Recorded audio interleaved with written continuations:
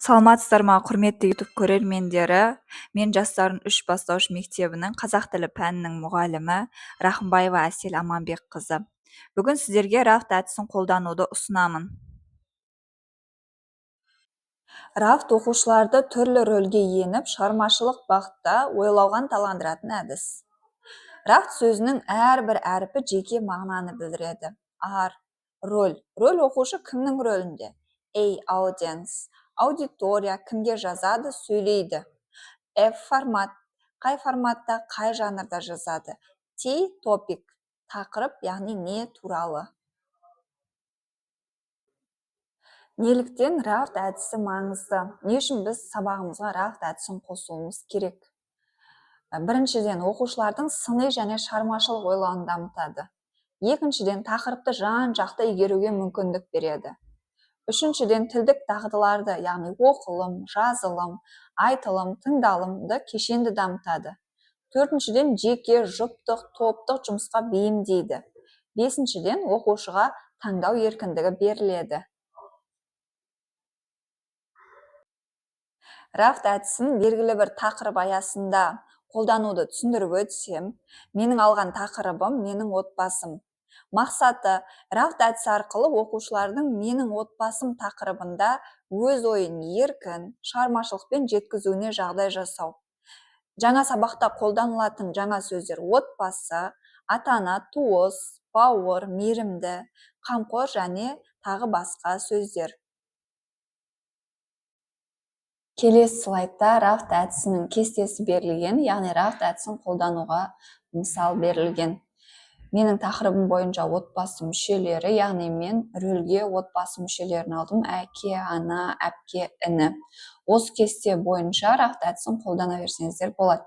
Мысалы, оқушы рөлден әке рөлін алды делік. Аудиториядан балалар, формадан хатталды, тақырыптан отбасы басты байлық. Яғни әке балаларына отбасы басты байлық тақырыбында хат жазды. Ана мұғалімге бала тәрбиесі туралы әңгіме айтты. Әпке досына отбасы мүшелерін таныстыру туралы SMS хабарлама жіберді. Іні сыныбына менің отбасымның мүшелері тақырыбында презентация қорғады. Бұл жердегі басты мәселе оқушының таңдау еркіндігінде. Яғни оқушы кез келген рөлді, аудиторияны, форманы, тақырыпты таңдай алады. Мысалы, оқушы әпке рөлін таңдады делік. Әпке сыныптасына отбасы басты байлық тақырыбында әңгіме айтты. Іні мұғалімге менің отбасымның мүшелері тақырыбында SMS хабарлама жолдады. Әке досына бала тәрбиесі туралы әңгіме айтты деп кез келген рөлді таңдап оқушы өзі таңдай алады. Рафт әдісін қолданарда мұғалімге жасау қажет 5 қадам бар. Осы 5 қадам жайлы айтып өтсем, бірінші қадам тақырыптың мақсатын нақтылап белгілеп алу қажет. Екінші қадам оқушыларға рафт кестесін ұсыну, яғни рафт әдісін толықтай түсіндіру қажет.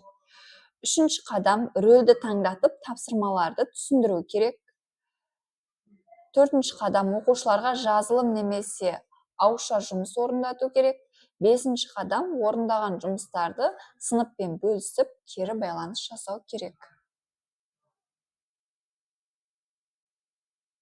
Қорытындылай өтсем, рафт сабақты түрлендіретін, оқушыны белсендететін әдіс.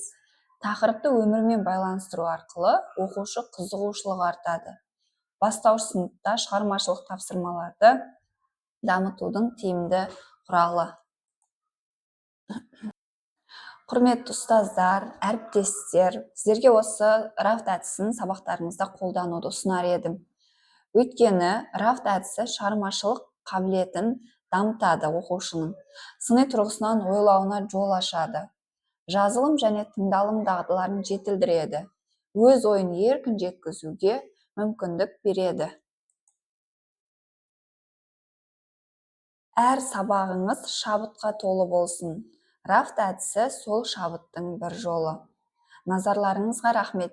Егер маған жеке сұрақтарыңыз болса, менің почтам арқылы хат алмассаңыздар болады. Егер YouTube каналыма өткілеріңіз келсе, келесі QR кодты сканерлеу арқылы YouTube каналыма өте аласыздар.